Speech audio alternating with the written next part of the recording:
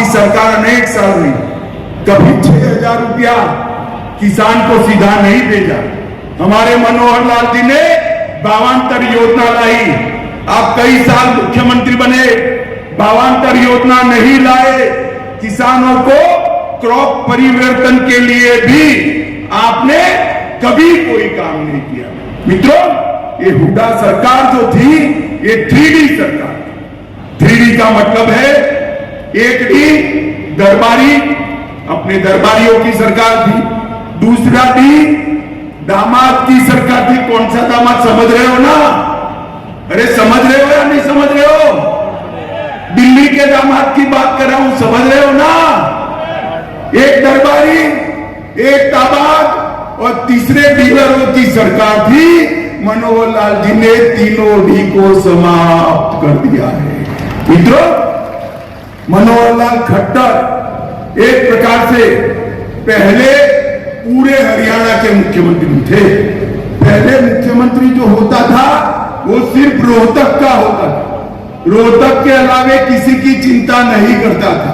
Bharatiya Janata party की सरकार बनने के बाद मोदी जी की सारी योजनाओं को मनोहर लाल जी ने जमीन पर पहुंचाया और पूरे हरियाणा का विकास करने का काम हमने किया है और हर वर्ग का हमने विकास किया है। हरियाणा का धाकर जवान, धाकर किसान और धाकर खिलाड़ी, ये तीनों देश की शान है मित्रों।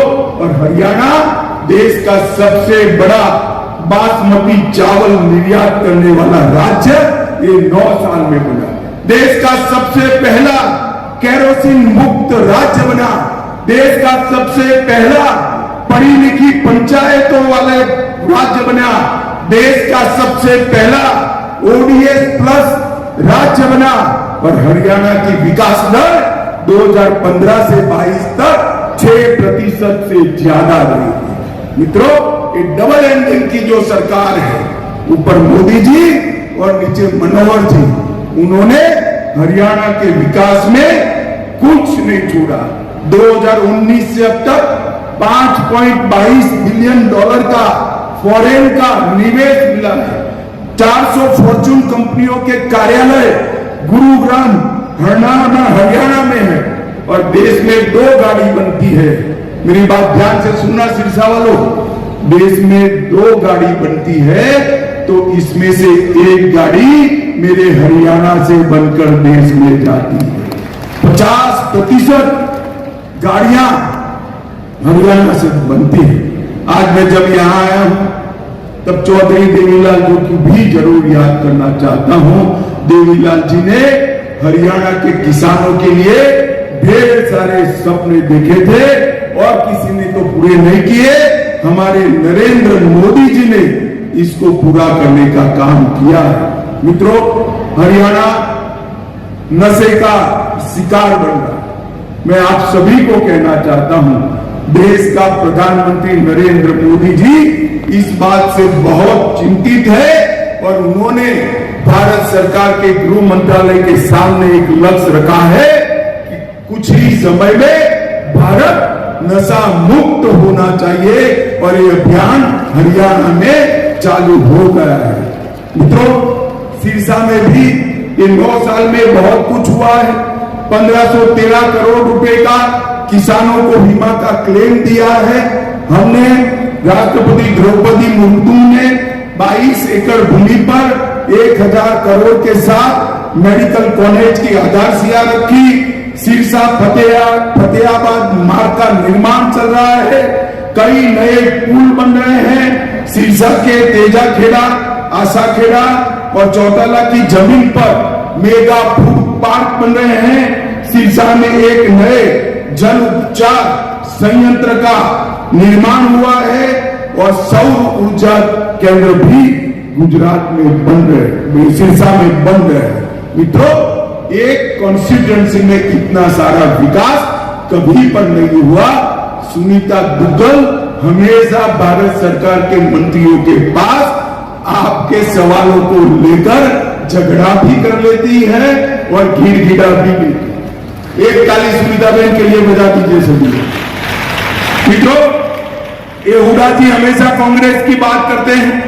मैं हुडा जी को पूछने आया हूं, हुडा महाराज, हिसाब लेकर हरियाणा की जनता को दो कि आपके शासन में, कांग्रेस के शासन में, ऊपर नीचे दोनों आपकी सरकारें थी, आपने हरियाणा को क्या दिया। मैं आपको कहता हूं, कांग्रेस की सरकार थी तब 2004 से 14 तक हरियाणा को डिवेल्यूशन और ग्रांट इन एड के कुल मिलाकर 40,000 करोड़ रुपया दिया। कितना दिया था भाई, जरा बोलो तो? 40,000 करोड़। और नरेंद्र मोदी जी ने 40,000 करोड़ से बढ़ाकर 1,30,000 करोड़ रुपया देने का काम किया है। 1,30,000 करोड़ रुपया, और वो हमारा हिसाब मांगते हैं।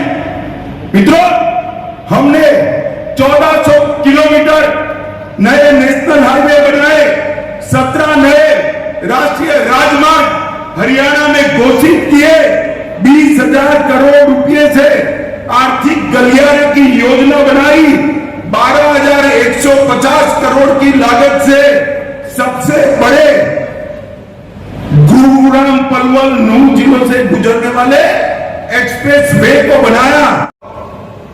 ये कश्मीर जो है वो हमारा है या नहीं? जोर से बोलो भाई, कश्मीर हमारा है या नहीं है? धारा 370 हटनी चाहिए थी या नहीं हटनी चाहिए थी? अब तक किसी ने काम नहीं किया। मोदी जी को आपने 10 की 10 सीटें दे दी, फिर से प्रधानमंत्री बने। 5 मई 2019 को एक ही झटके से धारा 370 को मोदी जी ने समाप्त कर हमेशा के लिए कश्मीर को हमारा। और ये कांग्रेस वाले कहते थे मत करिए मत करिए। मैंने पूछा राहुल बाबा को क्यों न करे, तो कहे कश्मीर में खून की नदियां बह जाएगी।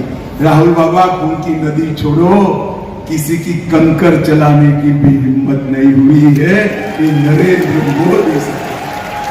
माताओं, भाइयों, बहनों, हरियाणा के आशीर्वाद से आपने 2 बार मोदी जी को प्रधानमंत्री बनाया है।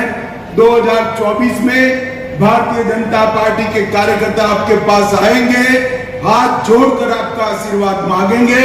मैं भी आज हरियाणा की जनता को अपील कर जाता हूं कि फिर से एक बार 10 की 10 सीटें मोदी जी की झोली में डालिए और देश को दुनिया में नंबर 1 बनाने के लिए 2024 में मोदी जी को प्रधानमंत्री बनाइए। मुझे बताओ, 24 में मोदी जी को प्रधानमंत्री बनाओगे क्या? अरे जोर से बोलो, बनाओगे? भाजपा सरकार बनाओगे? 300 से ज्यादा सीटों के साथ बनाओगे?